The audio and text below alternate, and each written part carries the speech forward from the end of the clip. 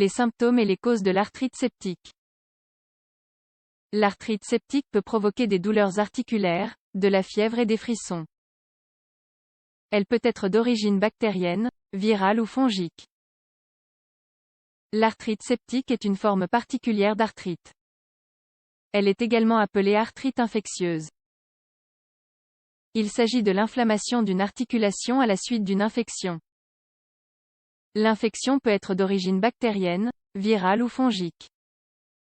Les infections peuvent provoquer de l'arthrite directement ou indirectement. Lorsqu'il s'agit d'arthrose directe, l'agent infectieux se trouve dans l'articulation. Cependant, dans la plupart des cas, l'infection commence dans une autre zone du corps. Elle circule ensuite dans le sang jusqu'à atteindre une articulation. L'arthrite septique peut avoir de graves conséquences sur l'articulation. Dans cet article, nous allons vous expliquer tout cela en détail. Les causes de l'arthrite septique. L'arthrite septique survient lorsque des organismes pathogènes pénètrent dans une articulation. Comme mentionné plus haut, ils y accèdent le plus souvent par le sang. Toutefois, l'articulation peut également être directement affectée. Cela peut être dû à une blessure ou à une opération chirurgicale par exemple. Il existe un certain nombre de situations qui augmentent ce risque. On peut citer une infection bactérienne présente ailleurs dans le corps. La bactériémie. Il s'agit de présence de bactéries dans le sang. Une chirurgie articulaire. Par exemple, dans le but d'implanter des prothèses. Des maladies chroniques telles que le diabète ou la polyarthrite rhumatoïde. Dans ce cas, les médicaments utilisés peuvent inhiber le système immunitaire. Par conséquent, ils ont tendance à provoquer des infections. Les personnes qui consomment des drogues par voie intraveineuse. Les arthroscopies. Les traumatismes, les maladies de la peau. Par exemple, le psoriasis et l'eczéma augmentent considérablement ce risque. Il est important de noter que la plupart des cas sont dus à des bactéries. Les staphylocoques et les streptocoques en particulier. Cette maladie peut apparaître à tout âge. Cependant, elle se produit le plus souvent chez les nourrissons. Elle touche généralement certaines articulations. Principalement la hanche ou le genou. Les symptômes. Les symptômes varient en fonction du type d'infection. Les infections bactériennes n'affectent généralement qu'une seule articulation. Comme nous l'avons dit, elles se produisent généralement au niveau du genou ou de la hanche. Tout mouvement de cette articulation est alors très douloureux. Les symptômes apparaissent généralement rapidement. Ils sont souvent accompagnés de fièvre et de frissons. Dans le cas d'une infection virale, les symptômes apparaissent généralement de manière progressive.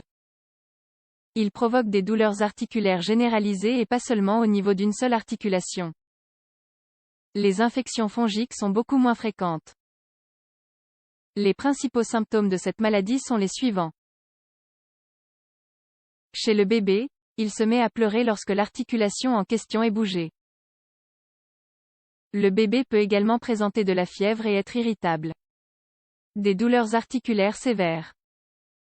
Des rougeurs et des gonflements. De la fièvre, une pseudo-paralysie, des frissons, le diagnostic. Il est important de réaliser un bon historique médical. En outre, un examen physique complet doit être effectué. Certains symptômes spécifiques peuvent ensuite guider le diagnostic.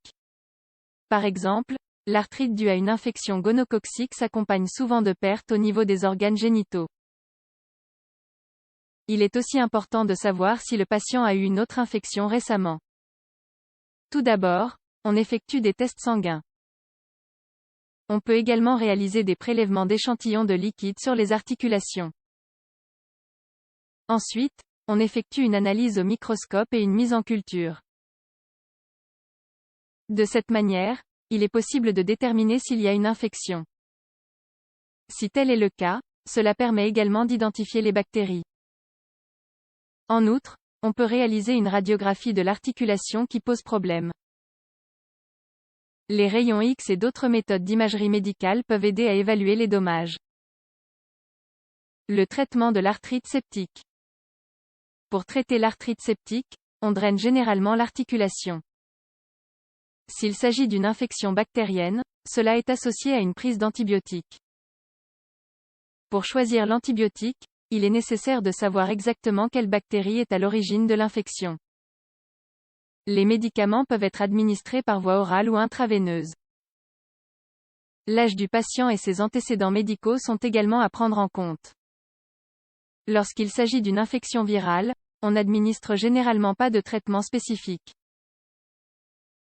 De plus, afin de soulager la douleur, on vous recommande le plus souvent de prendre du repos. On vous conseille également d'appliquer sur l'articulation des compresses froides. On peut aussi vous administrer des anti-inflammatoires et des analgésiques sous forme de cachet.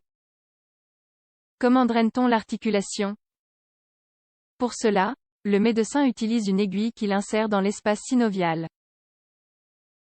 Cette procédure se réalise par arthroscopie ou par chirurgie. Dans le cas de la hanche, il est plus difficile de réaliser la procédure à l'aide d'une aiguille. Par conséquent, on a généralement recours à la chirurgie. En conclusion, il est important de savoir que l'arthrite septique touche le plus souvent les nourrissons et les personnes immunodéprimées. Par conséquent, vous devez être encore plus vigile dans ces conditions. Enfin, il est nécessaire de consulter le médecin si l'articulation est la source de douleur ou lorsqu'elle est enflammée.